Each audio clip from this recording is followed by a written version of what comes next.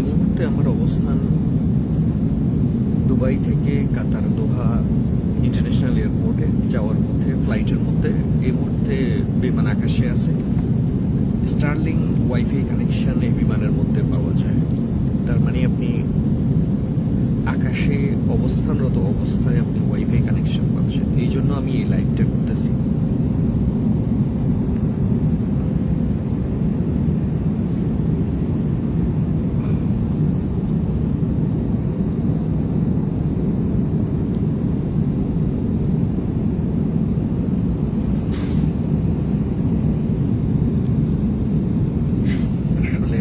প্রযুক্তির যে কতটা আপডেট হয়েছে, প্রযুক্তি যে কতটা আপডেট,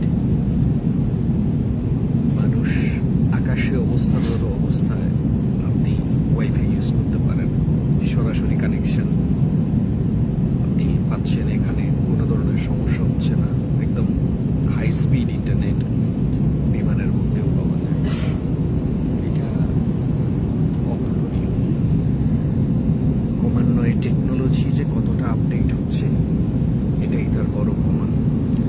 আমরা আমাদের ফ্লাইট কিছুক্ষণের মধ্যে ল্যান্ড করবে কাতার ইন্টারন্যাশনাল এয়ারপোর্টে।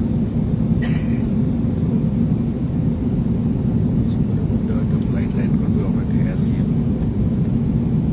আসলে এখানে এখনো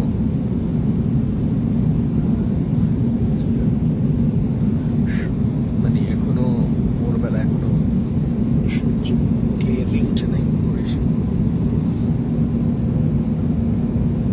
আকাশে অবস্থানে করেও ওয়াইফাই কানেকশন ইউজ করা যাচ্ছে। আমি এআইতে চেক করলাম যে বর্তমান পৃথিবীতে কয়টা ফ্লাইটের মধ্যে ওয়াইফাই কানেকশন পাওয়া যায়।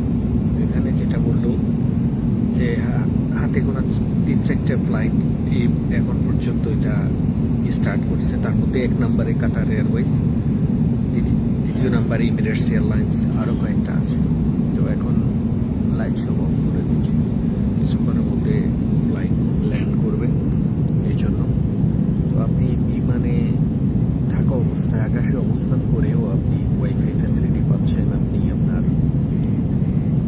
রিলেটিভ, পরিচিত মানুষ বা আপনার যাদের সাথে আপনার কানেক্টিভিটি আছে বা রিলেশনশিপ, যাদের সাথে যোগাযোগ করতে চান, সেটাও আপনি কিন্তু বিমানে বসেও করতে পারছেন।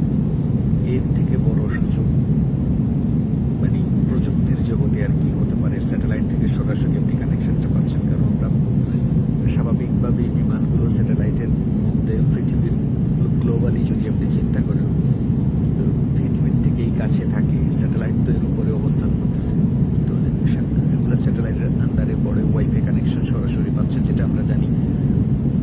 স্টারলিংক ওয়াইফাই ইলন মাস্কের, যে টেসলার প্রতিষ্ঠাতা ওনার, যে ইলন মাস্ক, তারই কোম্পানি। তো সেই স্টারলিংক এখন ফ্লাইটের ভিতরেও ওয়াইফাই কানেকশন দিচ্ছে।